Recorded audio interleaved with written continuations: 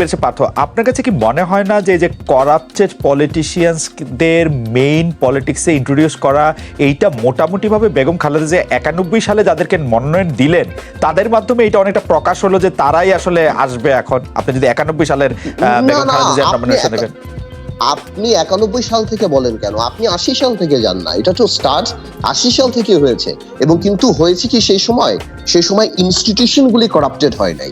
সেই সময় যে কাজগুলি হয়েছে, আপনি কি শুনতে পাচ্ছেন আমার কথা? না, পরিষ্কার আপনি বলে যান। আমার কথা হলো ইনস্টিটিউশন গুলি। আজকে আপনি দেখেন, আজকে chief justice, x chief justice আপনার দেশ থেকে ভেঙে চলে যাচ্ছে। আজকে পুলিশের বেনজির সাহেব আইজি করাপ্টেড, বাংলাদেশে এক্স আর্মি চিফ করাপ্টেড। দেখেন ইনস্টিটিউশন গুলি ভেঙে যাচ্ছে। আপনার মন্ত্রী খালেদ, আপনি অবাক হবেন, আপনার যেই ছেলেটা আমার কাছে আজকে এসেছে এই নিয়ে, সে একজন সাংবাদিক। আমি নিচে জিজ্ঞেস করছিলাম যে অর্থমন্ত্রীর নাম কি, বলতে পারে নাই। আজকে বাংলাদেশে অর্থমন্ত্রীর নাম মানুষ বলতে পারে না। আমি জানি না দাদা যাচ্ছিলেন নাকি। প্ল্যানিং মিনিস্টারের নাম মানুষ বলতে পারে না, পানি মন্ত্রীর নাম মানুষ বলতে পারে না। This people are unimportant, MPs are unimportant. কেন? বিকজ আপনি যখন সবাই আনইম্পর্টেন্ট হবেন, আপনি অনেক কাজই করতে পারবেন, আপনাকে কেউ প্রশ্ন করবে না। আজকে সিনিয়র পলিটিশিয়ান, আমি যেটা বলতে যাচ্ছিলাম, এত আনইম্পর্টেন্ট লোক এফডিসি থেকে বিকেএসপি থেকে ধরে ধরে আপনি এমপি বানাচ্ছেন। তো এরা তো প্রশ্ন করে না, বিকজ এটা ওভারওয়েলম যে আমার কি যোগ্যতা, আমি এমপি হয়ে গিয়েছি, সো আমি 2 লাখ টাকা বেতন পেয়ে একটা গাড়ি চালাই, আমি ঘুরে বেড়াই। তো সুতরাং এইটাকে জেনে শুনে এরকম করাপ্টেড করা হচ্ছে, বা ইনস্টিটিউশন গুলিকে করাপ্টেড করা হচ্ছে, যাতে করে আপনি স্মুথলি এই কাজগুলি করতে পারেন। কিন্তু আমার প্রশ্নটা এক জায়গাতেই, যে এটা বাংলাদেশ আজকে যদি সরকার মনে করতো যে না আমি এটার বিচার করব, সরকার ইকোনমিক ট্রিজন আইন পাশ করতো, যে যাদের কর্মকাণ্ডের জন্য বিদেশের মাটিতে আমাদের অর্থনৈতিক ভাবমূর্তি নষ্ট হয়, তাদের বিরুদ্ধে অর্থনৈতিক রাজাকার হিসেবে আমরা করি। আমি শেষ করি একটু। আজকে ব্লুমবার্গ পত্রিকায় আসে যে বাংলাদেশের মন্ত্রী 260টা বাড়ি। আজকে বিদেশে আসতেছে এসালম সেন্ট্রিয়াম কিনে নিয়েছে মালয়েশিয়াতে হোটেল। তো এদের রাষ্ট্রের বাইরে অসুবিধা হচ্ছে না?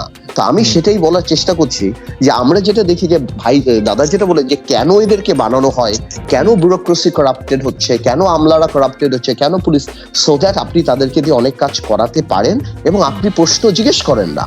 এই কারণে সরকারকে প্রশ্নকে জিজ্ঞেস করলে সরকার রাগ হয়ে যায়। কিন্তু বেরিস্টার আপনার সকল কথার সাথে আমি একমত, কিন্তু আপনি যে বারবার এমফাসিস করছেন আজকের উপর, আপনি সেনাপ্রধানের কথা বলছিলেন যে সেনাপ্রধান দুর্নীতিগ্রস্ত হয়েছেন, ইনস্টিটিউশন ধ্বংস হয়ে গেছে। বাংলাদেশের সেনাপ্রধানদের আমরা একই সাথে বলি নাই, আপনি খেয়াল করেন বাংলাদেশে একজন সেনাপ্রধান পদে থাকা অবস্থায় নিজেকে প্রেসিডেন্ট ঘোষণা করেছিলেন, আরেকজন সেনাপ্রধান ক্ষমতা দখল করেছিলেন। বাংলাদেশের একজন সেনাপ্রধান সাবেক প্রেসিডেন্ট, তাকে দুর্নীতির দায়ে জেল খাটতে হয়েছিল। আপনি বলছেন যে বিকেএসপি থেকে ধরে নিয়ে এসে, এফডিসি থেকে ধরে নিয়ে এসে আসলে এমপি মন্ত্রী বানানো হয়েছে। আপনি এরশাদ সাহেবের মন্ত্রিসভা এবং এরশাদ সাহেবের সংসদ যারা সদস্য ছিলেন তাদের তালিকার দিকেও দেখতে পারেন, জিয়াউর রহমানের সাহেবের কাছে দেখতে পারেন, খালেদা জিয়ার কাছেও দেখতে পারেন, আপনি সিমিলার জিনিস পাবেন বলে আমার বিশ্বাস। আর আপনি না খালেদ, এখানে আমি একটা জিনিস কারেক্ট করি। খালেদ, আমি আপনার সাথে একদমই করব না, আমি আপনাকে কারেক্ট করি। ওই সময় মন্ত্রীরা ইচ্ছা করে অনেক কিছু করতে পারতো না, because the bureaucracy was strong. You have to accept it.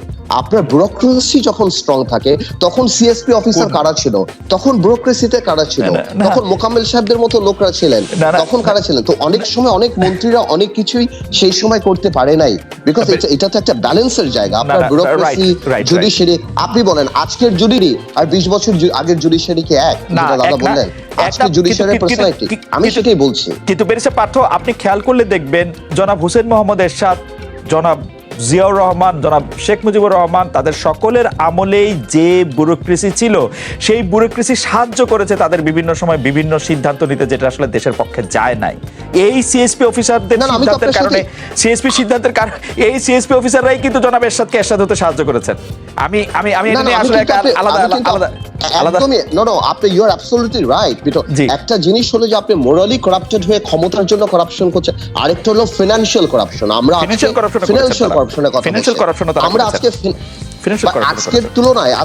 আজকের তুলনায় যে করাপশন হচ্ছে, আপনি বাংলাদেশের ইতিহাসে করাপশন দেখা যায়। এক বেসিক বাচ্চু 5,000 কোটি টাকা চুরি করছে।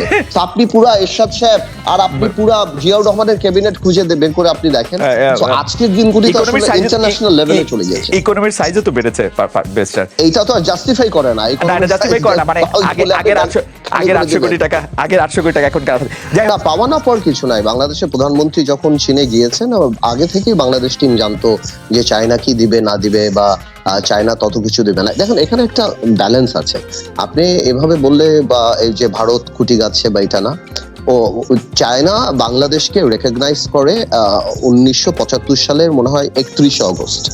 হ্যাঁ, যখন পৃথিবীর সবাই রেকগনাইজ করে ফেলার পর পাকিস্তানে যে কয়টা বুলেট বাংলাদেশে মারা হয়েছিল ওটা চায়না লেখা ছিল, মেড ইন চায়না, মানে এই ধরনের সম্পর্ক ছিল সেই সময়।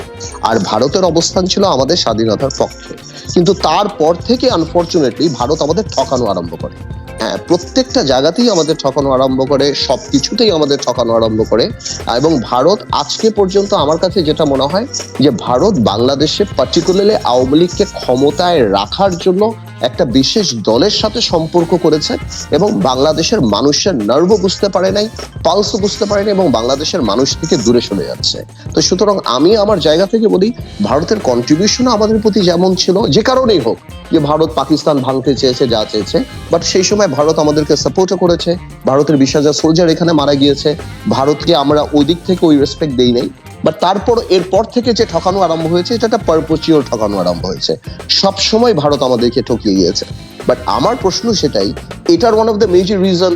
আর যখন আমরা উইক থাকি, মহিউদ্দিন আপনি বুঝতে হবে, তখন কিন্তু আমরা বেশি ঠকি, বিকজ আমাদের এই সাপোর্ট লাগে। আজকের সরকার সম্পূর্ণ ভারতের আপনার মানে ব্লেসিং এর একটা সরকার, সম্পূর্ণরূপে ভারতের ব্লেসিং এর সরকার। ইভেন আমেরিকা যখন এই সরকারের বিরুদ্ধে ছিল, এর মাঝখানে দোতালিটাও ভারত করেছে, সব ধরনের ইন্টারপ্রেটার কাজ ভারত করেছে, নেগোসিয়েশন ভারত করেছে। সবাই বলতো ভারত আওয়ামী লীগকে রাখবে।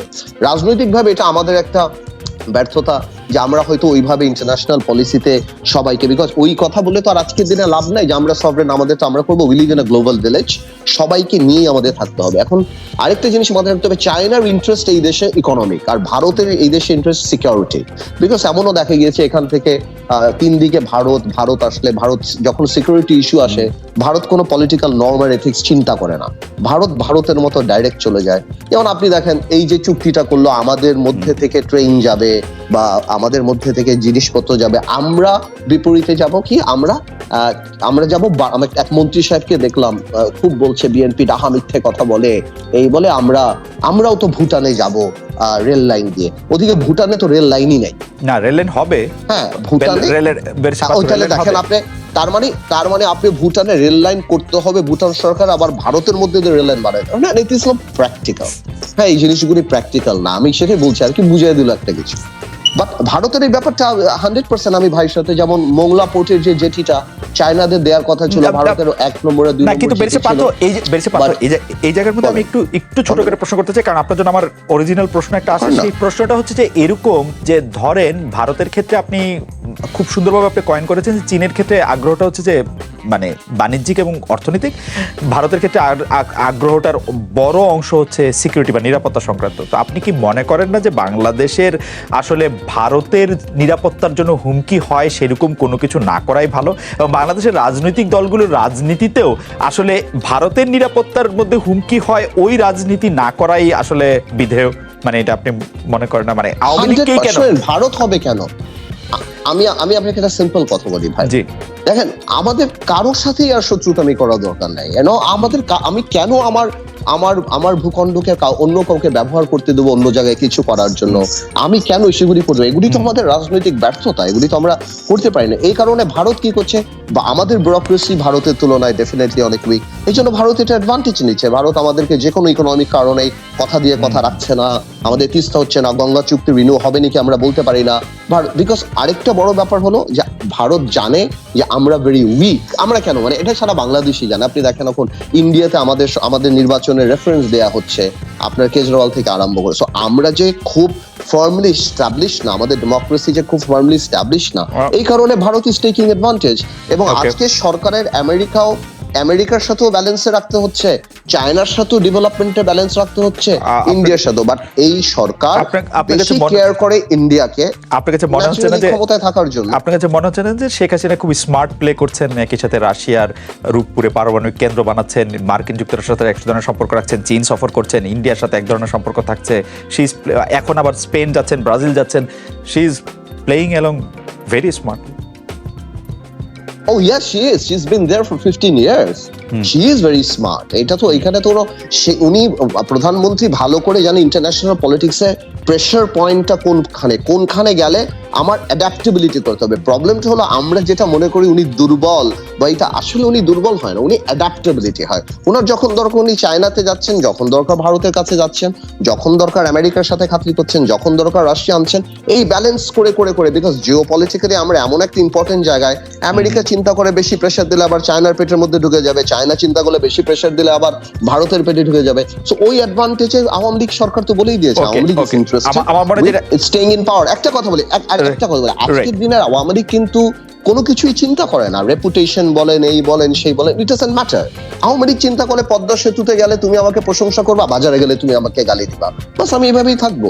এবং আওয়ামী লীগ দুনিয়াকে দেখানোর জন্য, হ্যাঁ ট্রু, আওয়ামী লীগ দেখানোর জন্য একটা, মানে আমরা তো সবসময় বলি ইনস্টিটিউশন যেভাবে ভেঙে ফেলছে, একটা ক্যান্সার পেশেন্টকে আপনার এই আপনার মেট্রো রেলের ফাউন্ডেশন দিচ্ছে আর লিপস্টিক লাগাই দিচ্ছে পদ্মা সেতু, দ্যাটস ইট। সো ডেমোক্রেসি নাই, ইনস্টিটিউশন নাই, the Awami League wants to stay in পাওয়ার। কালকে দরকার হলে চায়নার সাথে করবে, আর চায়নার কোনো কিছুতে এই সরকার ভয় পায়, ভেঙে পড়ছে না। আবার যদি বার্মা থেকে বাংলাদেশে অ্যাটাক হয়, আবার দেখবেন চাইনিজরা একটা কিছু ছেড়ে দিছে, আবার ইন্ডিয়াকে ছেড়ে দিছে।